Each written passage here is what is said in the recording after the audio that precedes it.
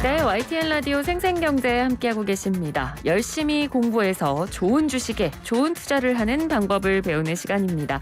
주식연구소. 자, 국제금융투자 전문가이신 연세대학교 국세대학원 이남우 교수, 오늘도 화상 연결로 만나도록 하겠습니다. 교수님 안녕하세요. 네, 안녕하세요. 네.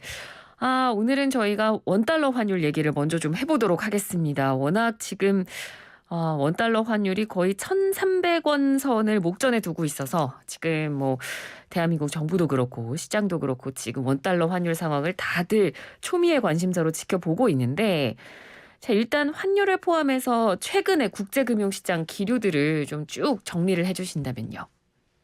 그러니까 지금 뭐 원달러 환율이 거의 1,300을 육박하고 있습니다. 그래서 지난주 금요일도 좀 위태했는데, 네. 우리 정부가 구두로 개입해서 이제 환율을 좀 끌어내렸는데, 실제 이렇게 환율이, 그러니까 원화가 약세, 달러가 강세면 뭐 유학생 둔 부모나 아니면 이제 해외여행 우리 여름에 많이 갈 텐데 이제 경비 환전하는데도 손해도 보고 그래서 네.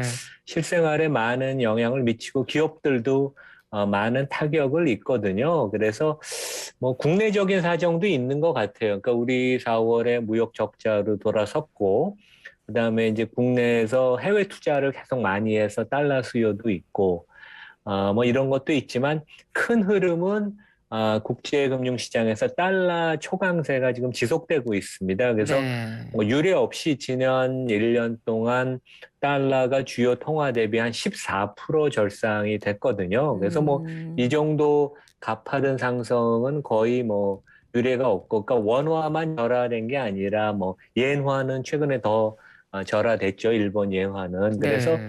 크게 흐름을 보면 미국이 이제 최근에 그 중앙은행인 연준이 금리를 빨리 이제 올리면서 그 미국 금리가 높으니까 이제 그 다른 그 나라에서 이제 미국으로 자금이 많이 유입이 됩니다. 그러니까 금리가 음. 높으니까 당연히 이제 자금이 그쪽으로 몰리죠. 그렇죠. 그다음에 이제 두 번째는 뭐 우크라이나 전쟁도 있고 전 세계가 여러 가지 그 지정학적인 리스크가 최근에 좀 불안하니까 여러 가지 좀 전에는 뭐 그 곡물 수출 이런 이제 어려움도 네. 얘기하셨잖아요. 그래서 하여간 세계가 불안하니까 이럴 때일수록 기축통화인 그 달러 자산을 선호하는 그런 경향이 있고, 음. 그다음에 이제 마지막으로 미국 주가가 뭐 금년 들어서 많이 하락을 했어도, 네.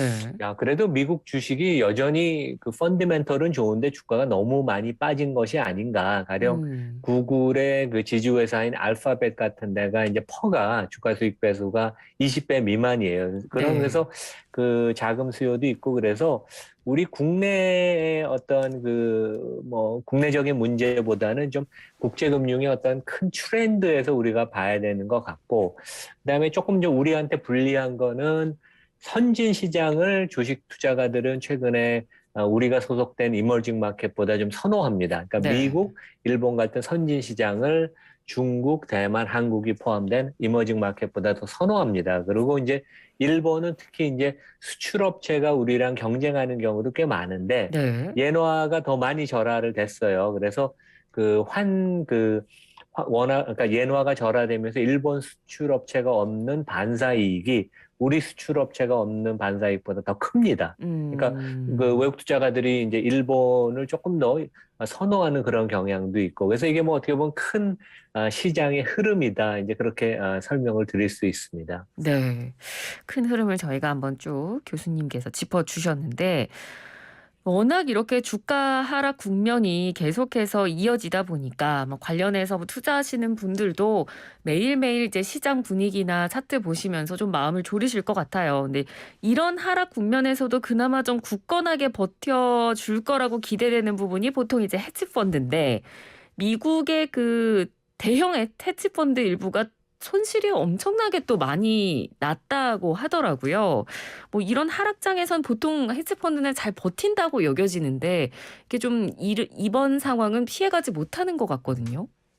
그러니까 이제 헤지펀드라고 보통 하면 그 시장의 움직임과 상관없이 이제 절대 수익을 만들어내는 그런 뭐 어떻게 보면 가장 그 뛰어난 똑똑한 그 네. 전문가들인데, 근데 여기도 금년에 엄청난 손실을 낸 데가 많아요. 그래서 진짜 원숭이도 나무에서 떨어진다. 그리고 어떻게 보면 생생경제 청취자분들도 작년에 국내 시장이 어려웠고 올해는 특히 이제 미국 시장이 많이 빠지니까 많이 속상하시고 그럴 텐데 조금 위안이 될지는 모르겠습니다. 근데 전 세계 헤지펀드 중에 가장 이제 그 전략치고 가장 활발한 롱숏, 그러니까 이제 저평가된 주식을 사고 고평가된 주식을 파는 그런 전략이 금년 들어서 한 18% 손해가 났고요. 펀드의 NAV, 그러니까 순자산 가격이 한 18% 빠졌고, 여기서도 가장 지존이라고 할 수 있는 타이거 글로벌이라고 있어요. 여기가 네. 한때는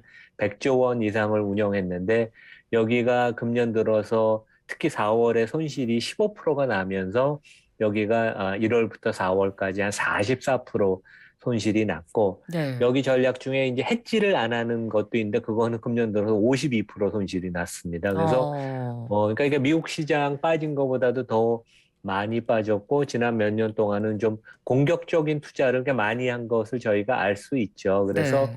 뭐 위안이 얼만큼 되는지 모르겠지만 이렇게 진짜 기라성 같은 투자가들도 금년에 상당히 힘들어하고 있다, 어렵다. 예. 그래서 특히 이 헤지 펀드들이 손실을 많이 본 부분이 미국의 이제 IT 첨단 기술 업종들 투자해서 손실을 많이 보고 그다음에 중국에 알리바바나 텐센트 이런 데를 많이 투자했는데 이제 거기서도 손해를 많이 봤습니다. 그래서 이제 좀 네. 이런 또 추세가 미국 월가에 있습니다. 그래서 이런 음. 부분이 조금 더 이제 보통 손실이 많이 나면 또 환매가 이루어지잖아요. 네.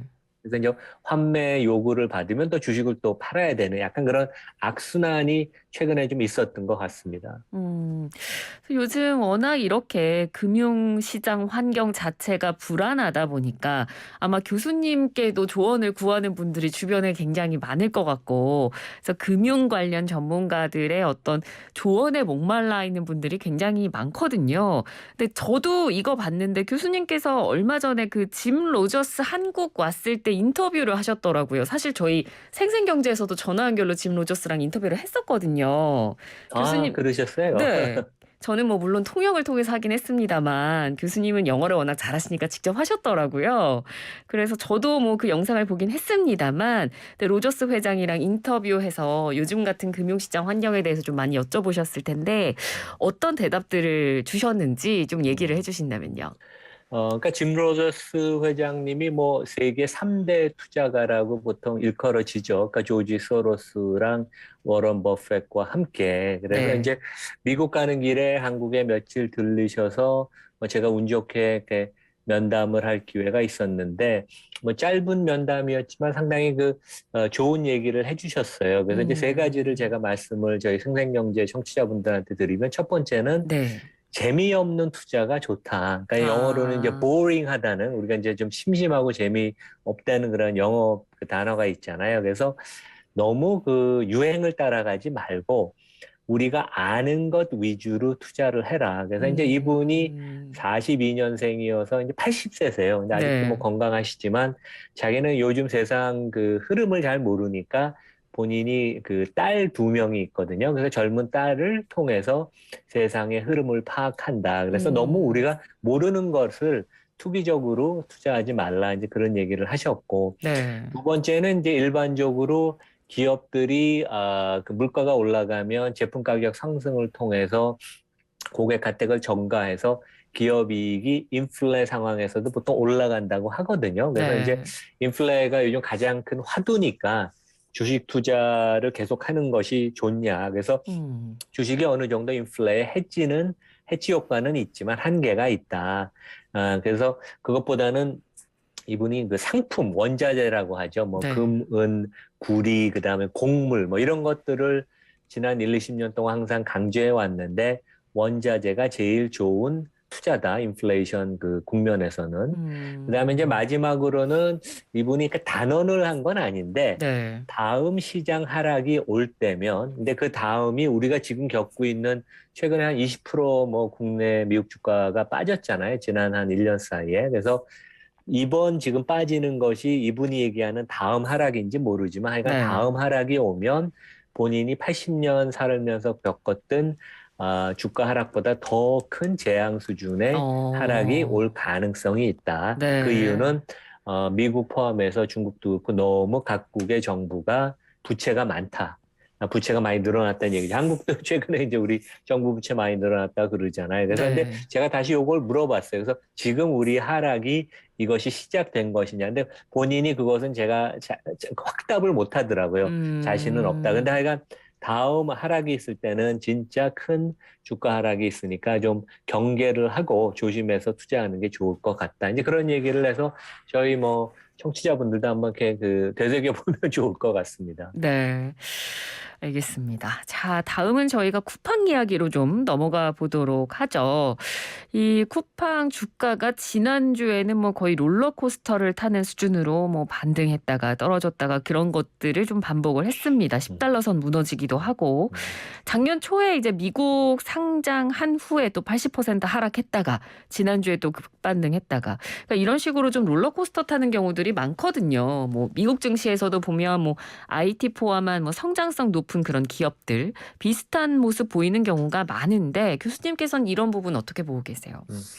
그러니까 아마 제가 작년 4월에 처음 여기 나왔을 때 이제 쿠팡이 그때 바로 상장됐는데 네. 시가총액이 100조 원이 넘어서 너무 이거 좀 과도하다고 그런 말씀 제가 이제 해주셨죠. 경기하자고 했던 네. 얘기를 나는데 뭐 운이 좋았는지 하여간 뭐 회사 입장에서는 좀 안 좋은 거지만 주가가 그 이후로 한 80% 가까이 빠졌습니다. 네. 그래서 지난주에도 주 초에는 주가가 뭐 급락을 하다가 주중에 목요일인가 실적을 미국에서 발표했는데, 이제 네. 쿠팡은 국내에서 제일 많이 쓰지만 주식이 국내가 아닌 미국에 상장돼 있죠. 그렇죠. 그래서 이제 그런 결정을 회사가 했는데, 실적이 생각보다 괜찮았어요. 음. 그래서 이제 주가가 목금 이틀 동안 한 35% 급반등을 했습니다. 그래서 지금 미국에 보면 이제 국내도 약간 이제 그런 양상이 있지만 미국에 보면 이제 거품이 많이 꼈던 주가가 8, 90%씩 빠진 경우가 고점 대비 많습니다. 그래서 이제 음. 리비안이라고 우리 뭐 테슬라의 대항마라고 이제 전기차 업체도 주가가 한 8, 90% 고점 대비 빠졌고, 네. 펠로톤이라고 이제 코로나 상황에서 집에서 운동하는 기구 내지 소프트웨어를 이제 파는 데가 여기도 주가가 거의 90% 빠졌고, 뭐 이제 이런 회사들이 질비합니다. 반면에 음. 미국에 보면 이제 제가 좀 보수적으로 추천을 말씀드렸던 뭐 P&G, 우리 필수 네. 소비재나 허쉬 초콜릿 뭐 이런 데는 오히려 신고가를 최근에 계속 갱신하고 있어요. 그래서 음. 완전히 극명한 대비를 보이는데, 이제 쿠팡이 이제 저희는 제가 항상 말씀드리는 게 우리가 실생활에서 쓰는 제품이나 서비스를 중심으로 우리가 투자를 생각하자. 근데 네.